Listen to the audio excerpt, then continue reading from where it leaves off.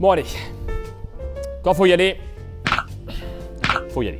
Vlog sur la peur.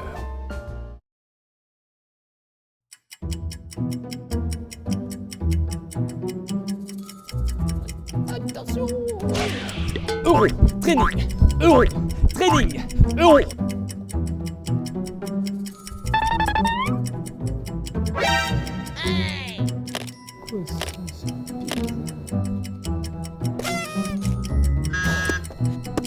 Inspire-moi, inspire-moi. Mais qu'est-ce que je vais devenir? Je suis un con d'idées. Oh non, oh non, non, me dites pas que c'est le code page blanche. Si. Mais qui dit page blanche dit pas de script. Pas de script, pas de vlog. Pas de vlog. Pas de travail. Pas de travail. Pas d'argent. Pas d'argent. Pas de nourriture. Pas de nourriture. Pas de toilette. Pas de toilette. Pas de vie. Pas de vie. Pas de vie.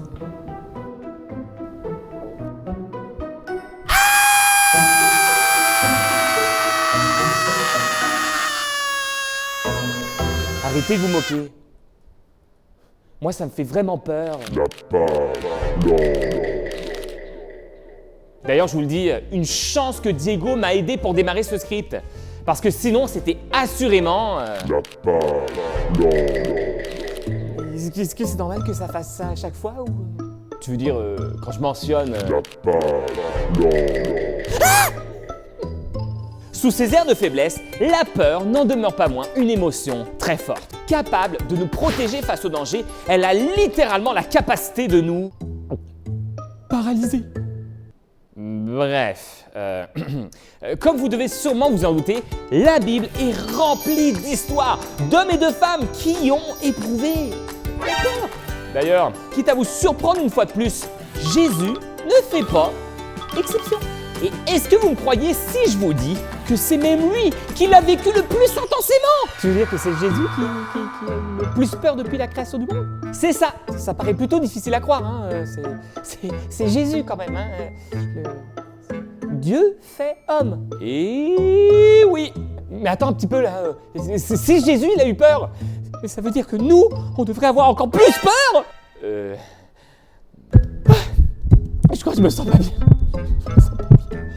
Du calme. Non seulement Jésus avait de bonnes raisons d'avoir peur, mais en plus de ça, l'histoire finit bien dans un sens. Bizarrement, ça me rassure pas vraiment. Allez, regardons ensemble à cet épisode de la vie de Jésus. Jésus venait tout juste de finir le repas de la Pâque avec ses disciples. Mais l'un d'entre eux, Judas, était sur le point de le livrer aux autorités juives. Et il ne lui restait que quelques heures à vivre. En compagnie de ses amis, il alla donc au jardin de Gethsémani comme à son habitude pour prier. S'adressant plus particulièrement à Pierre, Jacques et Jean, Jésus, tout angoissé, leur demanda de veiller et prier avec lui. Angoissé? Mais pourquoi? Eh bien, Jésus savait parfaitement ce qui l'attendait. Une souffrance inimaginable. Comment je le sais? Luc 22, verset 42. Père, si tu le veux, éloigne de moi cette coupe de douleur. Toutefois, que ce ne soit pas ma volonté qui se fasse, mais la tienne. Mais ce n'est pas tout.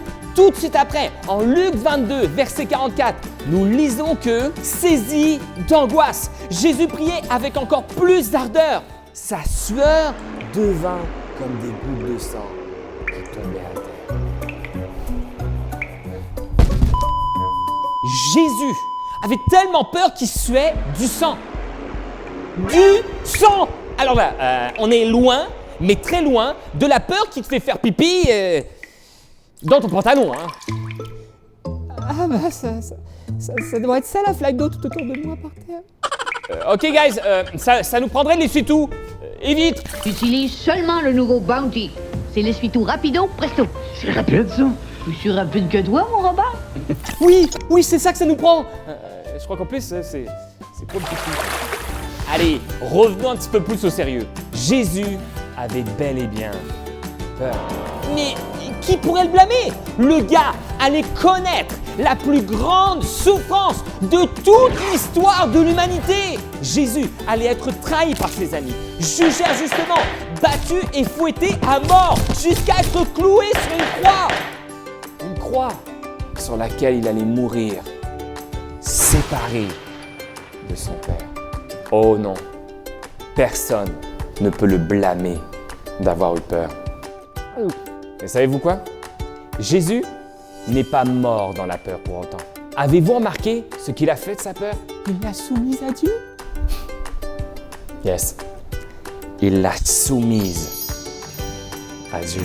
Vous êtes-vous déjà imaginé si ce soir-là, Jésus, poussé par la peur et son angoisse, avait fui à l'autre bout du monde avant d'être arrêté? Ou encore, ce qui se serait passé si jamais Jésus n'avait pas eu le courage d'aller mourir à la croix pour nous. Lui qui, d'une parole, aurait pu faire descendre toutes les armées célestes pour venir le protéger et nous sauver. Non, la peur n'est pas ce qui a conduit Jésus à la croix. C'est la foi.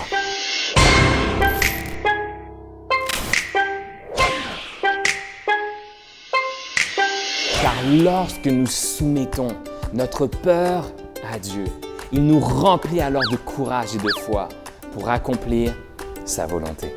Et Jésus en est le modèle parfait. C'est rempli de courage et de foi et non de peur qu'il est allé accomplir la mission que seul lui pouvait accomplir, nous libérer de la mort et du péché et nous réconcilier avec Dieu. Tout comme la colère, la peur n'est pas péché, tant et aussi longtemps qu'elle est soumise à Dieu. Apprenons donc à soumettre notre peur à Dieu, car c'est le seul et unique moyen d'être assuré qu'elle porte en nous et autour de nous de bons fruits.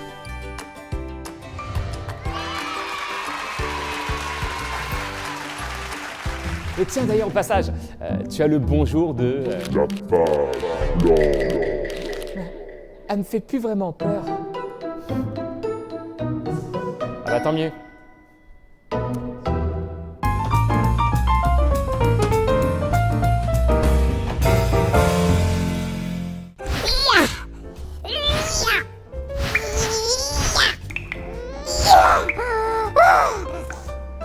Bon bah voilà, hein. Je pense qu'avec ça, je devrais pouvoir m'en sortir. Eh oh! Ah! Mais qu'est-ce que tu fais? Rien. C'est pour essuyer les larmes de tristesse. T'es sûr que c'est pas pour tes problèmes de petite fille? Non, non, pas du tout. Tristesse! Tristesse! Bon, qu'est-ce qu'il a encore, celui-là? Toi, glaçon, je t'ai rien demandé. Je viens de marcher dans une flaque d'eau et j'ai le pied tout mouillé. Et ça, là, c'est signé tristesse. Ou bien... si autre chose que des larmes. Comment ça, autre chose?